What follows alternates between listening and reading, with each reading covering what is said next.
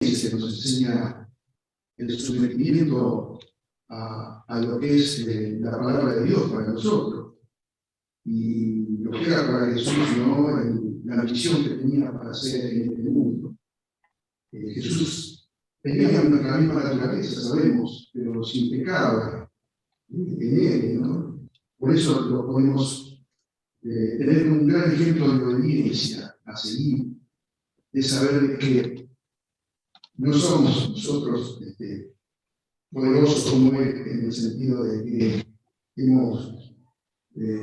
tenemos una misión tan grande, tan maravillosa, que es la salvación del pecador, pero sí tenemos una misión en la cual la obediencia a Dios cumple un papel fundamental.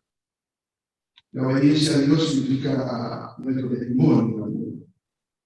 Y también muchas veces hace que las almas se rindan a Dios por nuestro testimonio, por nuestra vida de obediencia.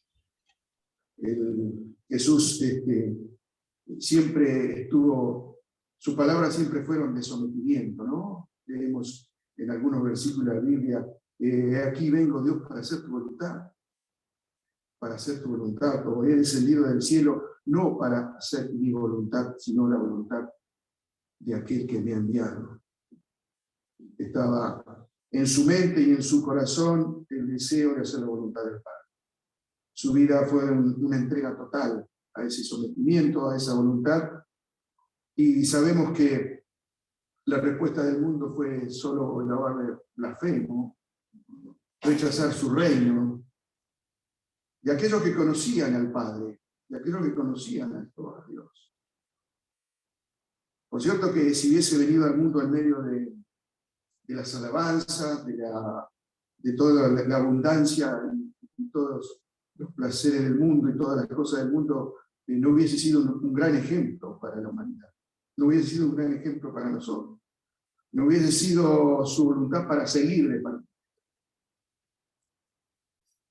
Por cierto que ese camino de obediencia había no solo que renunciar, como hizo él, a su propia voluntad, a su propio deseo, como hombre, ¿no?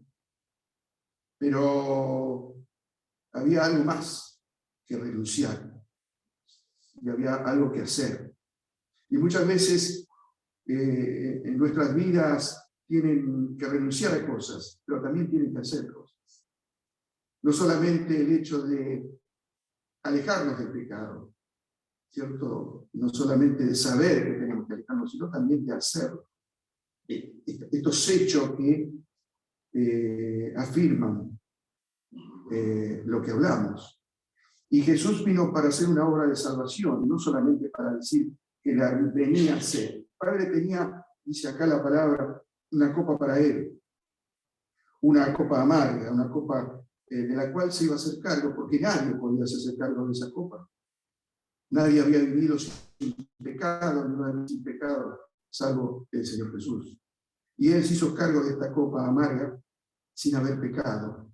Y se hizo cargo del pecado de todos nosotros. Por eso esa es la copa amarga que debía beber y que debía llevar adelante. El precio fue pagar con su cuerpo y con su sangre nuestro estado de perdición. Pagar por lo que Dios demandaba en su justicia, que eran nuestros pecados, y la condenación que teníamos. Esa condenación de la cual se hizo cargo Jesús, ¿no? Y en la obra de la cruz que hoy recordamos, nos redimió para siempre. Nos sacó esa condenación, nos perdonó de nuestros pecados, nos dio la salvación eterna. Esta palabra de Jesús, si quiere pasa de mí esta copa, no se haga mi voluntad, sino la tuya, dice. O sea que estas palabras de Jesús nos muestran lo horrible que es el pecado, lo tremendo que es. Que solamente el Hijo de Dios podía hacer y que podía cumplir con esa obra, esa misión que tenía para el perdón de nuestros pecados. Este pedido del Señor Jesús, si quiere pasa de mí esta copa, no debe tomarse como el deseo del Señor de no ir a la cruz, tampoco de una debilidad de Él, de no cumplir con esa obra encomendada del Padre. de ninguna manera. Hágase tu voluntad, le dijo el Padre, que se haga la voluntad de él. El Señor Jesús había anunciado en varias ocasiones, en varios lugares, que su deseo de cumplir la voluntad del Padre. Por cierto que nunca pensó en renunciar al camino del Calvario, nunca pensó. Estaba en su mente, en su corazón, ir a hacer esa obra en la cruz. Nunca pensó en no tomar la copa amarga. Sí pensó en completar la otra obra de salvación y de redención. Había estado Jesús con tristeza, decimos aquí, con agonía en Getsemaní. Allí había entrado al huerto horas antes, ¿no?, de ir a la cruz. Y allí había estado en agonía, con tristeza, en lo que le pasaba en su corazón. Pero vemos que había salido en victoria. Vemos que había salido con gozo en su corazón, de su lugar, dispuesto a hacer la obra. Y eso nos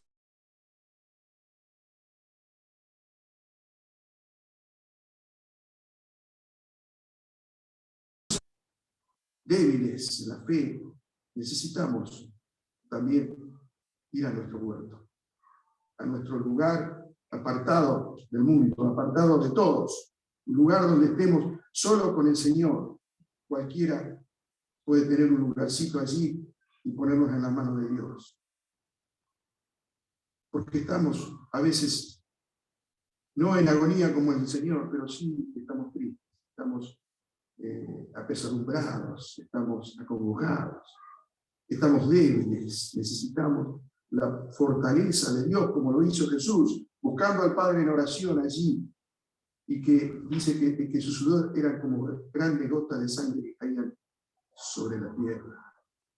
Muchas veces debemos ir de esa forma. Que haya en nosotros ese deseo de saber que allí está la fortaleza, en ese lugar apartado de las cosas del mundo, solo con Dios, a hablarle a Dios. Él le habló a Dios, Jesús le habló al Padre, fue a hablarle al Padre, quizás durante toda la noche, en la oscuridad, fue allí al huerto de Getsemaní, pero salió de ese huerto en la claridad de lo que Dios tenía para él, de lo que el Padre tenía para él. Ese no se haga mi voluntad no fue una forma de resignación de Jesús, ni tampoco de impotencia de parte de él, de ninguna manera. Eso fue el acento de una confianza plena en lo que el Padre iba a hacer para él, en lo que el Padre tenía para él. Allí después iba a ir camino a la cruz, iba a dejar su vida, su cuerpo que hoy recordamos en el pan, su sangre que hoy recordamos en la copa, en el vino, pero sabiendo de que estaba cumpliendo la voluntad del Padre. Y ojalá que sea también nuestro deseo en esta mañana, al recordarle en el pan y en el vino, saber que estamos haciendo la voluntad del Padre, esta ordenanza que nos dejó, ¿no? Y que sea para su gloria. Amén. Hechos capítulo 17.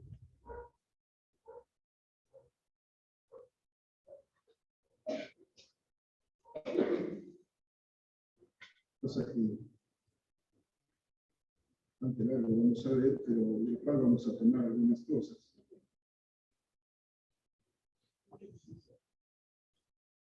A partir del verso 16.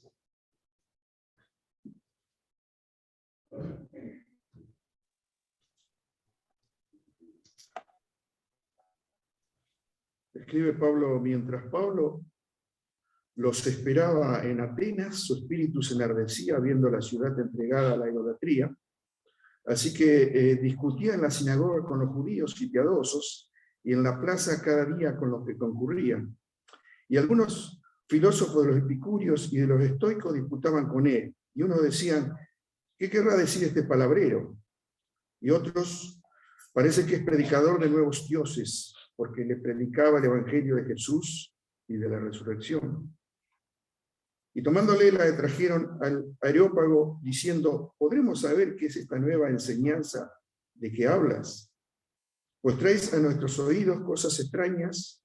Queremos saber, pues, saber qué quiere decir esto. porque todos los atenienses y los extranjeros residentes allí en ninguna otra cosa se interesaban sino en decir o en oír algo nuevo. Entonces Pablo, puesto en pie en medio del Areópago, dijo: varones atenienses, en todo observo que sois muy religiosos, porque pasando y mirando vuestros santuarios, hallé también un altar en el cual estaba esta inscripción: al Dios no conocido, al que vosotros adoráis pues sin conocerle, y es a quien yo os anuncio.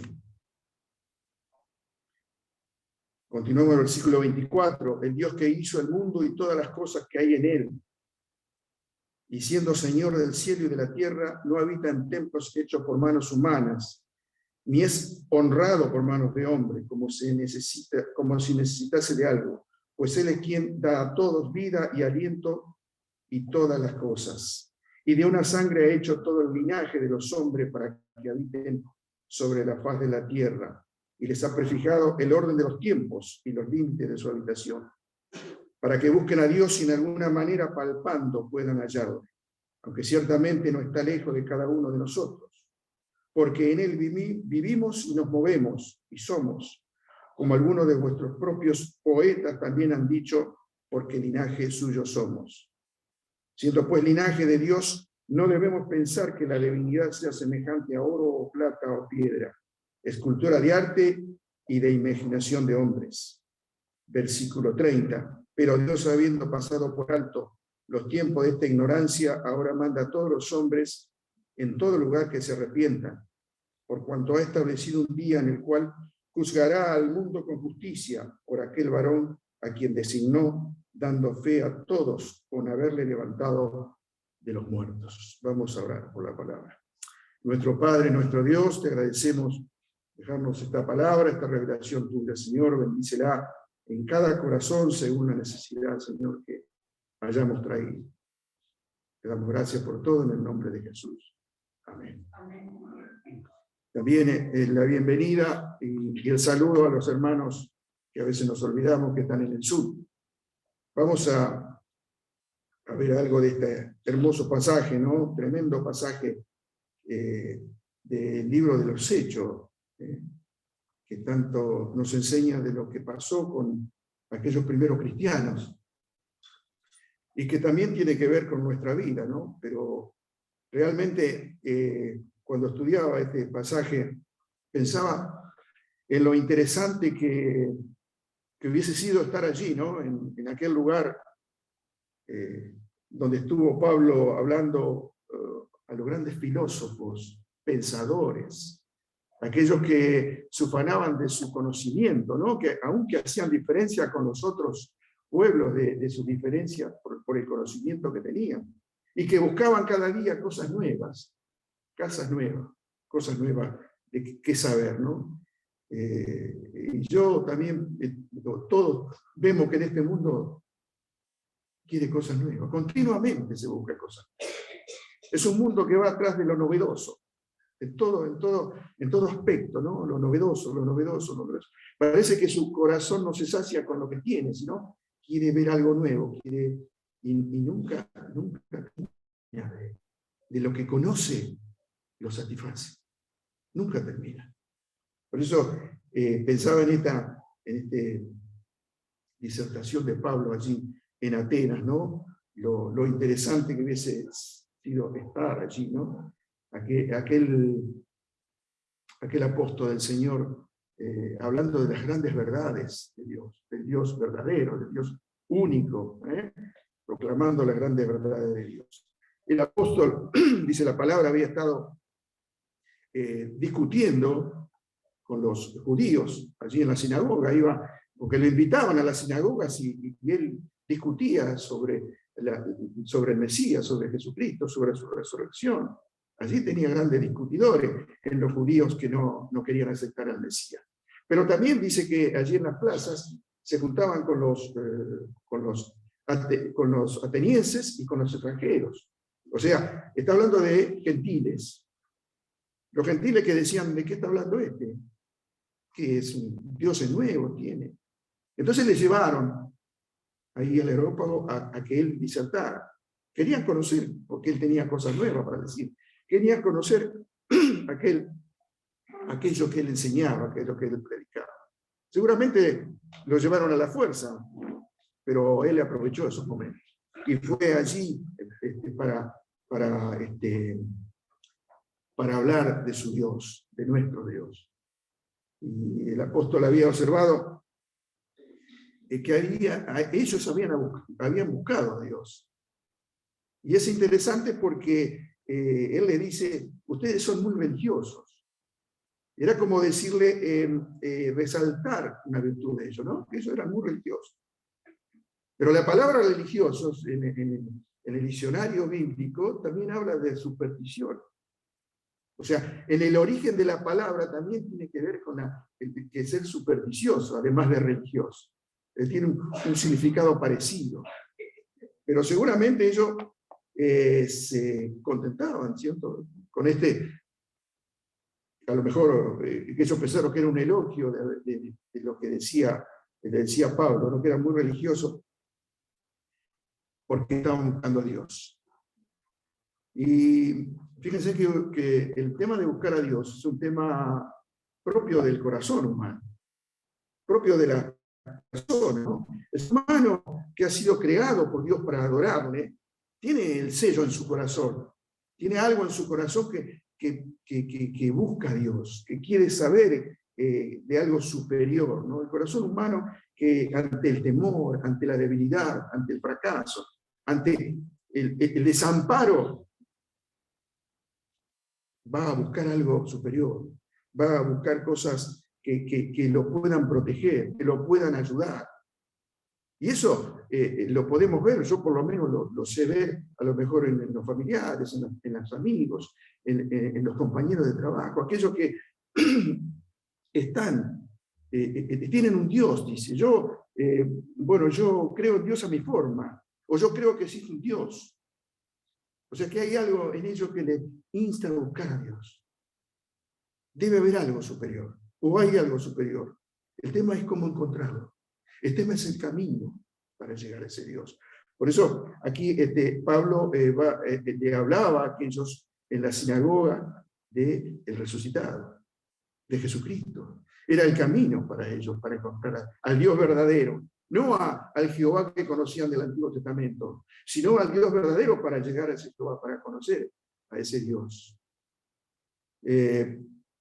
También la necesidad y la inquietud la podemos encontrar, decimos, en las personas. Y no precisamente en las personas que a lo mejor concurren a una iglesia o que son religiosos, sino en las personas comunes, en las personas que no van a ninguna iglesia y que no son religiosos. Las personas comunes que tratan de encomendarse a Dios cuando están en peligro, cuando están en necesidad. Yo tengo la experiencia de mi padre. Mi padre falleció muy anciano, 93 años, pero mi padre, en los últimos tiempos, yo sé, yo le predicaba a Jesucristo muchas veces, le hablaba del Señor, y él era totalmente, no sé si llamarlo ateo, pero sí no creía en nada.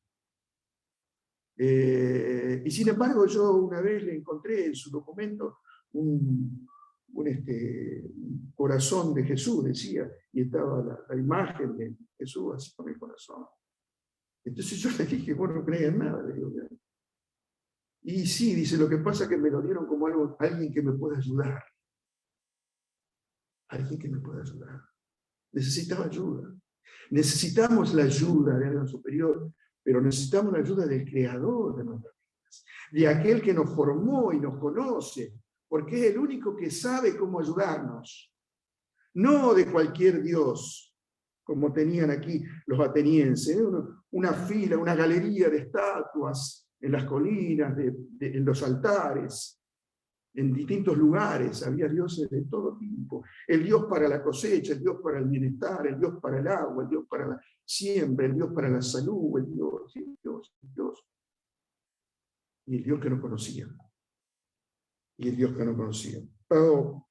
Por eso, aquí en la predicación de Pablo, vamos a ver que Pablo, lógicamente, al estar con un auditorio de de gentiles, porque había atenienses y había extranjeros, no podía hablar del Antiguo Testamento, no podía enseñar, no lo conocían, no estaba en la sinagoga. Entonces, ¿qué es lo que Pablo enseñó en primer lugar o que empezó a predicar? La creación, al Creador. Eso es lo que muchas veces nosotros hablamos. ¿Quién nos creó, no? ¿Quién nos hizo? ¿Por qué estamos aquí? ¿Quién hizo la raza humana? ¿Quién creó al hombre? ¿Quién hizo los cielos y la tierra? Y allí empezó Pablo, ¿no? Todo lo que existe, el Dios que se manifestó a través de su creación, como dice el Salmo 8, ¿no? Que allí los cielos de los cielos, todo aquello que dice también en Nehemías, en el capítulo 9, versículo 6, allí, ¿no? Que tú solo eres Jehová, dice Nehemías. Tú hiciste los cielos y los cielos de los cielos, con todo su ejército, la tierra y todo lo que están en ella, los mares y todo lo que hay en ellos. Y tú vivificas todas las cosas y los ejércitos de los cielos te adoran. Ese es el Señor Dios. Ese es el Dios que tenían que conocer los atenienses. Ese es el Dios que predicaba el apóstol Pablo allí, aquellos gentiles, ¿no? Es el Dios que ustedes desconocen y que ustedes deben conocer. Esa era la palabra de Pablo para aquellos que no le conocían. El Dios que lo había creado a ellos y nos creó a nosotros. El Dios que creó al hombre del polvo de la tierra y le dio aliento de vida. ¿Para qué? Para que habitasen, para que se reprodujeran en este mundo, para que reinasen en este mundo. Ese es el Dios nuestro, el Dios de Pablo que predicaba. Vemos que el apóstol había observado también entre aquellas deidades que tenían ellos, aquellos dioses que tenían ellos, había observado que en aquellos lugares religiosos había una inscripción que hablaba del Dios no conocido. Y a ese Dios Pablo le va a predicar, al Dios no conocido. Es decir, a un Dios que ellos adoraban aún sin conocerlo. Esto nos muestra que ninguna religión en el mundo que haya existido o que exista, creada por la imaginación del hombre, puede llegar a satisfacer el corazón del hombre. Puede llegar a satisfacer la más grande necesidad que tenemos, que es la espiritual. Llenar nuestra vida espiritual. Porque lo único que llena nuestra vida espiritual es el Espíritu de Dios morando en nuestras vidas. Ellos debían conocer esa verdad. Pablo le declara que él conocía personalmente a ese Dios, ¿no? Ese es el único y verdadero Dios. Y este es el mensaje, hermanos, que nos toca llevar a nosotros. Llevarle al mundo a aquellos que tienen falsos dioses, aquellos que no conocen el camino al verdadero Dios, llevarle este mensaje de Pablo. Que conozcan al verdadero Dios. Que sepan de que hay un Dios que creó todas las cosas. Que conozcan el verdadero camino a ese Dios. Que conozcan la obra que hizo Dios a través de su Hijo en la tierra para que le conozcamos. Que conozcan la palabra de Dios para que le conozcamos. Son dos cosas que no pueden ir separadas. No puede ir separada el Salvador de este mundo de su palabra, porque esta es su palabra. La persona en todos los tiempos ha adorado y ha puesto su confianza en dioses falsos, en ídolos falsos, que el mismo creado también puede confiar en cosas de este mundo que se interpone entre Dios y él. Y son ídolos.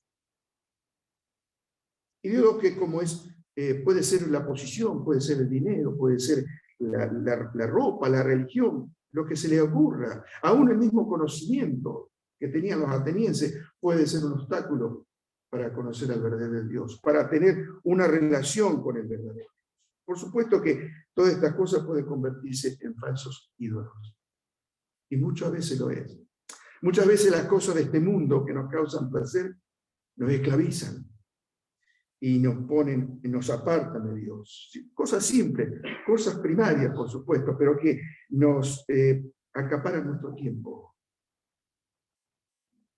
nos quitan la confianza en el Señor, nuestra atención, nuestras fuerzas, nuestra energía para dársela a Dios. Se interpone. Son cosas que están delante de la presencia de Dios. No se cumple aquel primer mandamiento: amarás a Dios con todo tu corazón. No puede haber nada, ni nadie, nada ni nadie entre Dios y nosotros. Ahora la declaración de Pablo es contundente. Hay un solo Dios digno de confianza, a quien es el creador del mundo y todas las cosas que existen en él. Todas las cosas. De él dependen.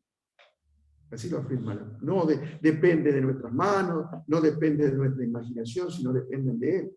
Así lo tenemos en el capítulo allí, en el Salmo 24, versículo 1. De Jehová es la tierra. De Jehová es la tierra. Es de él. Dice, y el mundo y lo que en él habita. Todas las cosas son. Y para él, dice la palabra de Dios. De él y para él. Esta realidad el apóstol la afirma con aquellos que tenían templos, tal vez que habían edificado con sus manos, que habían hecho que llevaban ofrendas, que llevaban regalos, que aportaban dinero, que hacían cosas, monumentos, de mucho valor. El apóstol afirma que no necesita la honra del hombre, no necesita de nuestras manos de Dios, no necesita de nuestras manos, no necesita de nuestro servicio, no necesita de nuestra ofrenda, no necesita de nuestra adoración, Dios. No necesita de eso, porque Él es el creador de todo. Nuestra colaboración no la necesita el Señor. Nosotros necesitamos a Dios. Y esto, cuando decimos que nuestra colaboración no necesita el Señor, puede ofender nuestro orgullo. Y seguramente lo ofendían a los atenienses, orgullosos de su conocimiento, de su filosofía. Pero no nos debe a nosotros ofender que la palabra nos diga que Dios no nos necesita. De ninguna manera. Esto significa que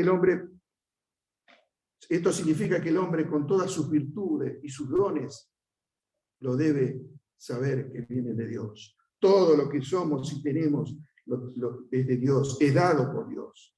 Es que Dios nos ha creado por amor, y para llegar a una relación con nosotros verdadera, sincera, profunda, espiritual, nos ha creado para tener esta relación con nosotros, con sus criaturas. Nosotros no existimos porque Dios nos necesita.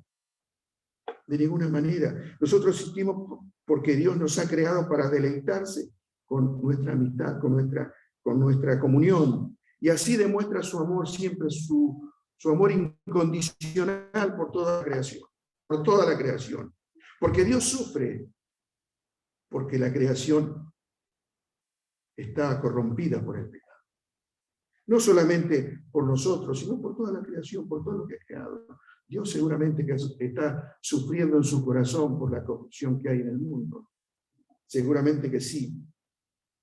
El escritor aquí, Lucas, el escritor de Hechos, va a hacer una revelación aquí en el versículo 26, que Pablo declara a los atenienses y le dice: el Dios desconocido para ustedes es aquel quien guía la historia de todos los tiempos y de todos los hombres. De todos los tiempos y todos los hombres. Esto, sin ninguna duda, habla de la soberanía de Dios. Él está en el origen de todas las cosas y ha creado al hombre y dirige las cosas todos los tiempos de nuestra vida, de nuestra existencia. El ser humano depende, dice la palabra de Dios, de una misma sangre, de una misma naturaleza. Ellos no eran más que los otros pueblos. Ninguna nación es más que otra, está por encima de otra. Dios nos ha hecho a todos iguales. Pero además, dice la palabra, nos ha asignado un tiempo. El tiempo de nuestra existencia. ¿Cuándo nacemos y cuándo nos vamos? Eso es potestad de Dios. Eso es soberanía de Dios. Lo más importante es eso. Es su soberanía en nuestras vidas. Es que estamos en sus manos. Es que nadie nos va a sacar de sus manos.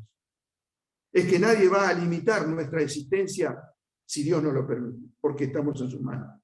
Porque Él es Dios. No habrá peligro en el mundo, de ningún tipo, ningún virus que pueda quitarnos nuestra vida si Dios está interviniendo. Eso seguro.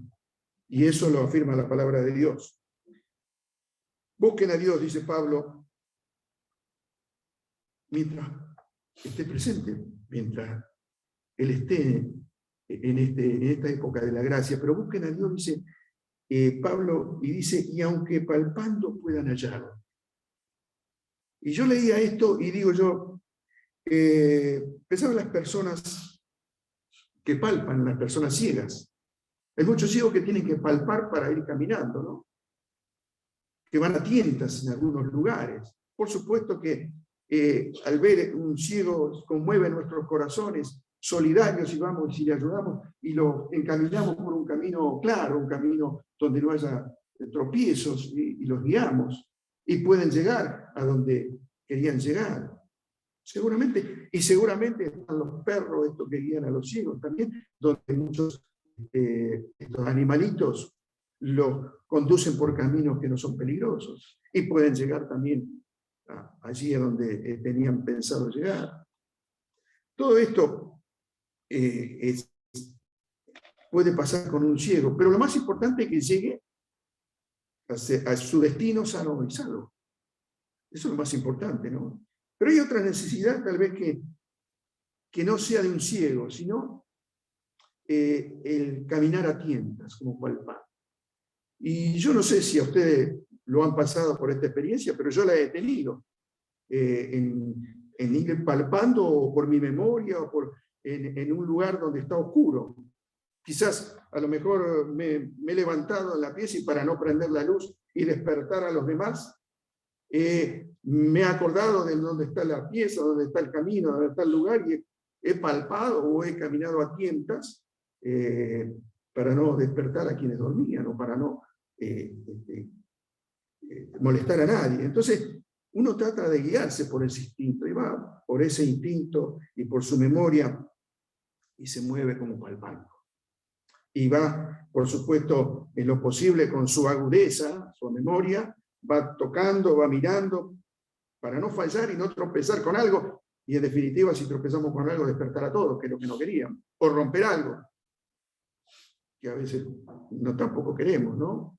Algo caro para los sentimientos, ¿no? Pero esto pasa. De cualquier manera, como un ciego o por instinto, a veces corremos el riesgo de tropezar. Y ese tropiezo hace que pueda causarnos lesiones, alguna herida, donde pueda lamentarse.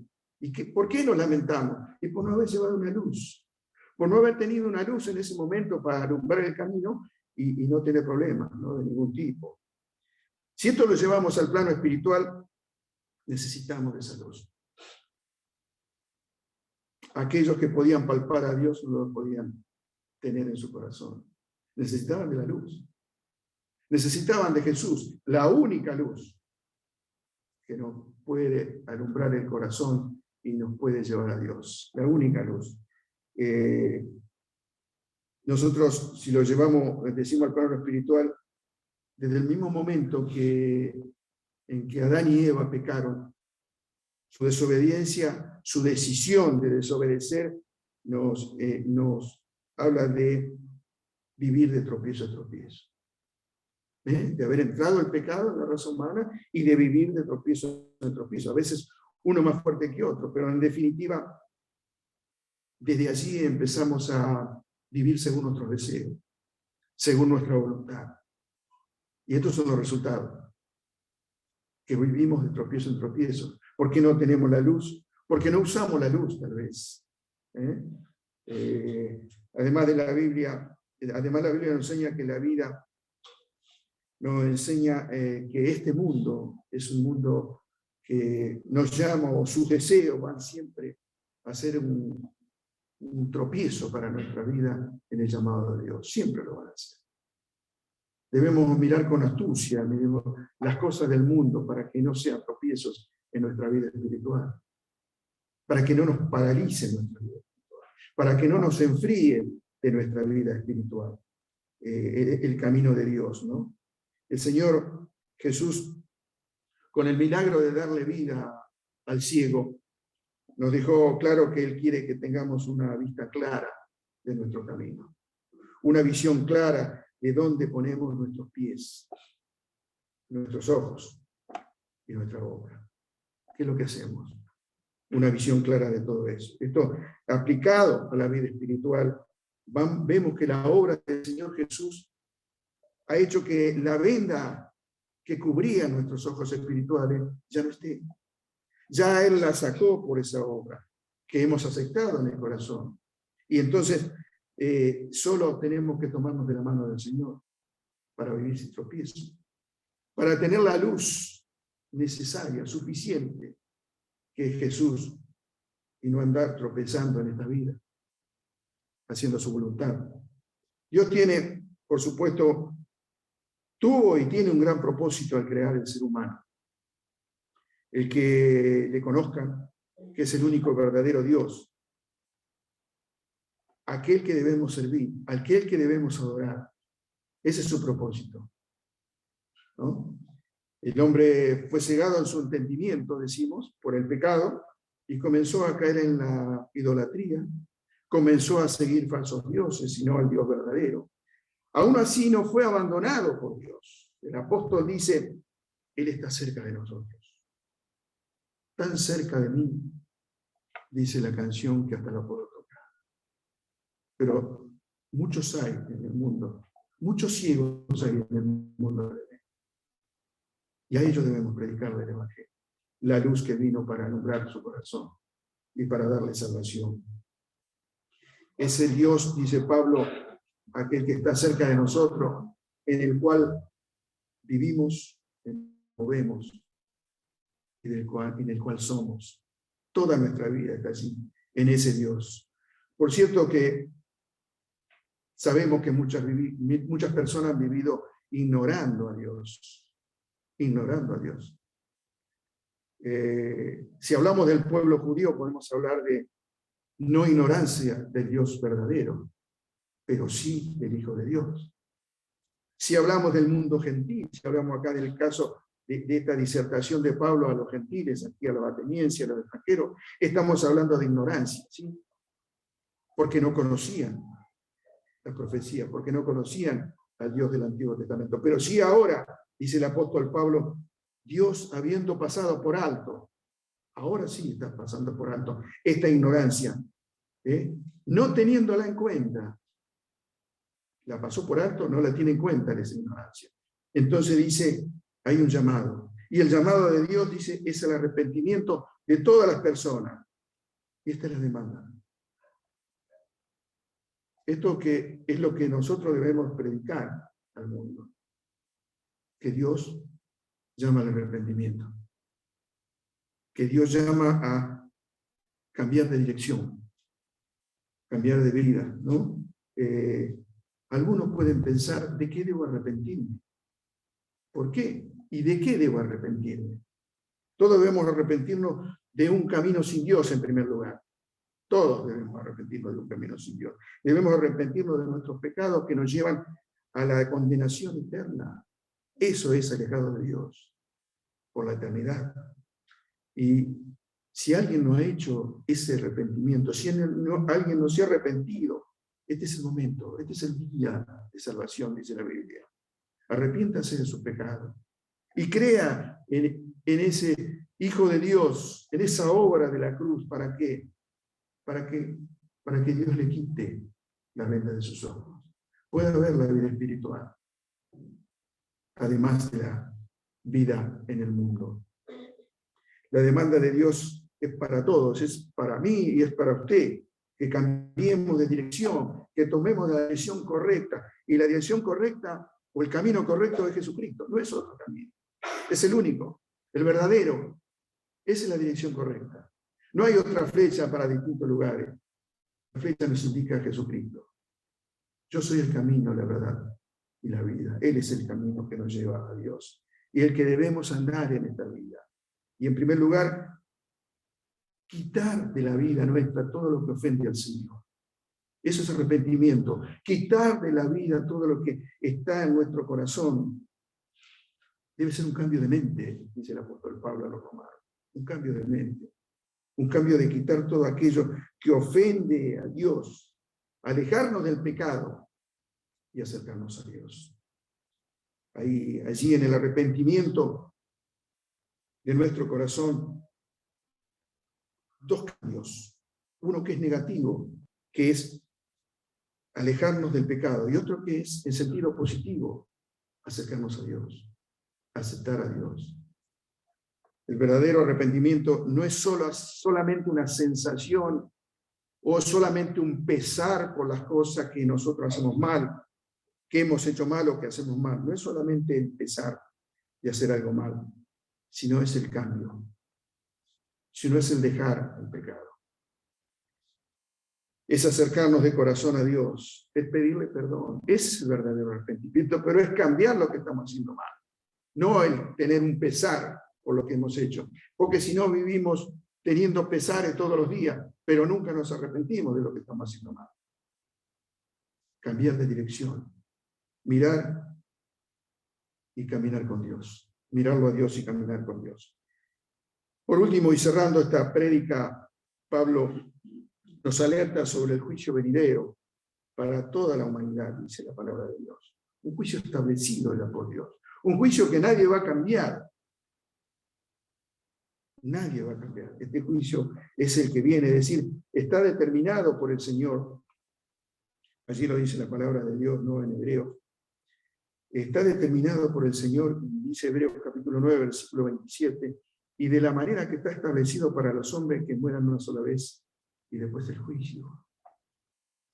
Eso ya está establecido. Vendrá aquel juez justo para emitir un juicio, para aplicar su juicio. ¿No? Aquel varón designado por Dios, dice la palabra. Aquel varón designado por Dios, que es el Señor Jesucristo, que el que tiene todo el derecho y la potestad y la autoridad de hacerlo. No hay otro que lo pueda hacer sino el Señor Jesucristo. Y va a ejecutar ese juicio. Y con justicia lo va a hacer. Así como lo dice Pablo allí en la segunda carta a Timoteo, capítulo 4, versículo 1. Le dice a Timoteo: te encarezco delante de Dios y del Señor Jesucristo, que juzgará a los vivos y a los muertos. No queda nadie afuera. Todos van a ser juzgados. En su manifestación y en su reino, el Señor va a venir para juzgar. Y va a venir para juzgar a los vivos y a los muertos.